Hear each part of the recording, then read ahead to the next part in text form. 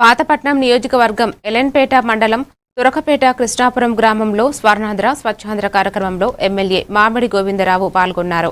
చెరువును శుభ్రపరిచి నీటి వనరుల సంరక్షణపై అవగాహన కల్పించారు. ఈ సందర్భంగా పరిశుభ్రమైన పరిసరాలే మంచి ఆరోగ్యానికి ఆధారమని, ప్రతి ఒక్కరూ స్వచ్ఛతకు బాధ్యత వహించాలని ఆయన పిలుపునిచ్చారు. చెరువుల రక్షణ, పునరుద్ధరణ ద్వారా నీటి వనరులను కాపాడుకోవాలని సూచించారు. కార్యక్రమంలో అధికారులు, ఎన్డీఏ నాయకులు, కార్యకర్తలు పాల్గొన్నారు.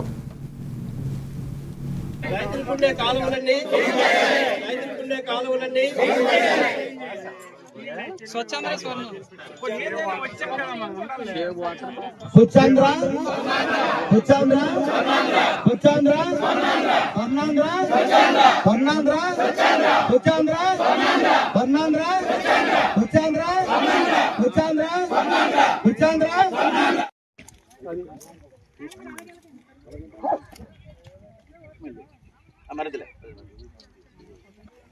వాటర్ బాగానే ఉందిలే.